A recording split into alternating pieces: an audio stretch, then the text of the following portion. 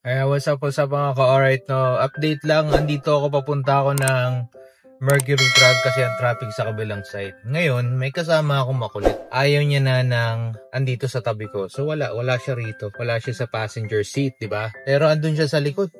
Andun sa likod. Ayun. Kakulit na bata, talagang baby naman na yan.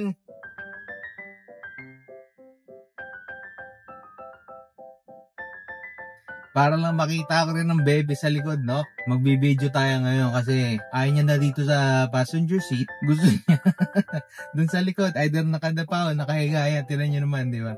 Pero okay lang, behave lang naman lagi yan eh. Minsan naman, gusto niya pa rin, nandito lang siya naka-seatbelt. Kaso lang, ang gagawin niyan, nabobore siya, naka-seatbelt lang, nakaupo, wala siyang ginagawa. Dun sa likod, pwede siyang patihati-haya, padapa-tapa. Pag lang siyang tatayo. Kasi pag tumayo siya, yung parang tumataas yung boses ko, nagugulat siya. So, alam niyang bawal. Ayan. So, behave lang naman siya doon. Saan yun? Ba't di ko makita? Ayun. Di ba? Nakadapa lang. Nakadapa lang ang bebing makulit. Ayan. So, hayaan mo natin sila dyan. We'll see you later. Hour later. Ayan. Paano ba yung mga alright? Update lang sa makulit na baby, no? Andito na ulit siya kasi gusto niya ng apple. Gusto mo ng apple. Ha? Jesus, smile din naman. Apple, gusto mo? Apple. Okay. Ayan, gusto na mag-a-apple, so hindi ka na magagamit ng cellphone. Pag a-apple, ibig sabihin nun, gusto niya video. Gusto niya yung mga cocomelon, yung mga train, ABC, o kaya yung mga colors, yan. Yung mga gusto ng baby na yan eh. Apple? Ha? Apple, sus naman. Ayaw mo, apple. Palalabasin ko lang zombie fish. Ayaw. Anong gusto mo? Apple. Okay. Para ba yung mga alright? Apple na. Babay ka, ganun, babay.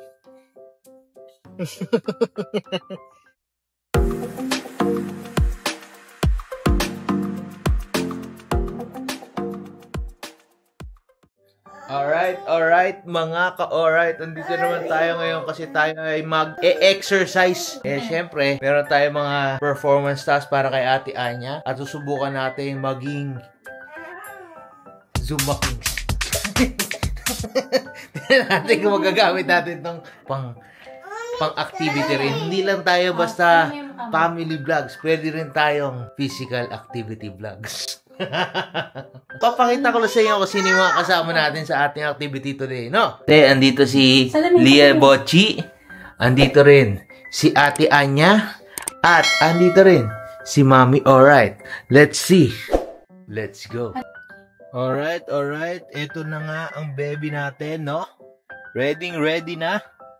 Inatila natin sila Mami kasi medyo kailangan ready rin yung tubig natin.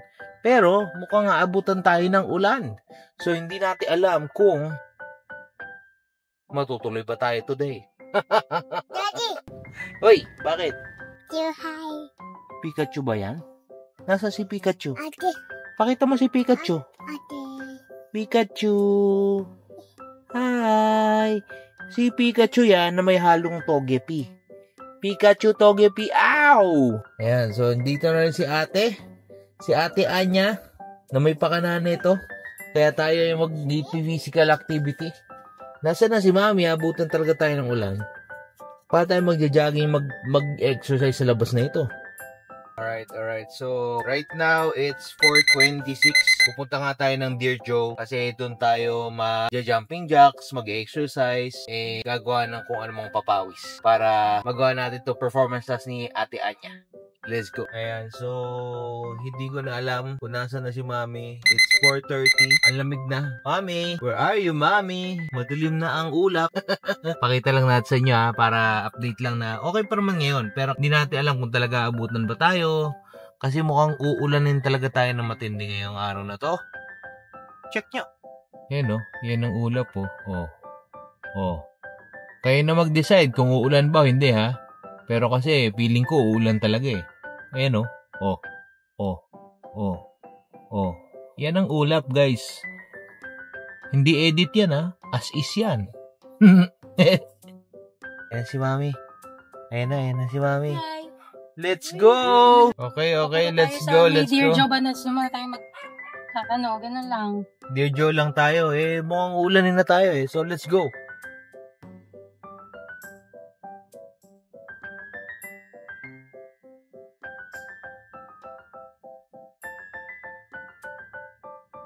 My mom and sister already went for a run.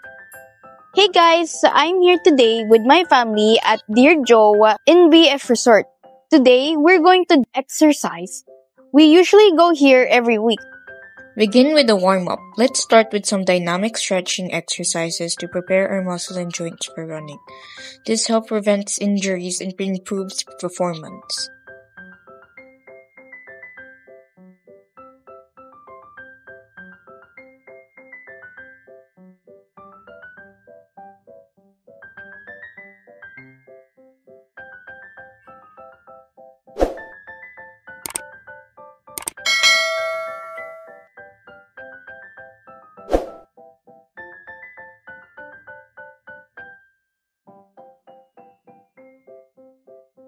Run for 20 to 30 minutes at a comfortable pace. If you feel tired, it's perfectly fine to take a break and walk for a while.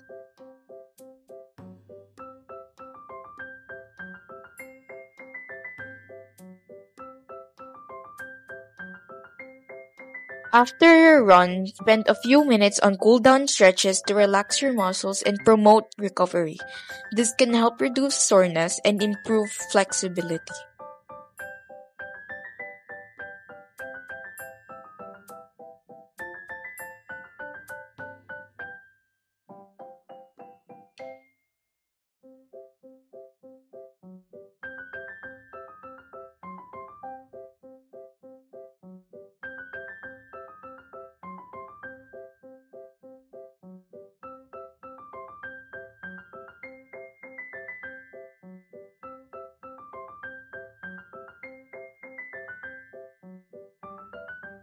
Physical activities strengthen family relationships by providing opportunities for shared experiences, teamwork, and bonding. These physical activities can help in your family, whether it's playing a sport together, going on a hike, or even just as simple as taking a walk, can create moments for communication and fun times. Doing these physical activities with your family can help improve your understanding and deepen each other's relationships. As a person, physical activities have many benefits for you, your family, and your friends. Physical activities can help relieve stress and improve your physical and mental health. I would highly recommend making time at least once a week to exercise with your family and friends. Goodbye!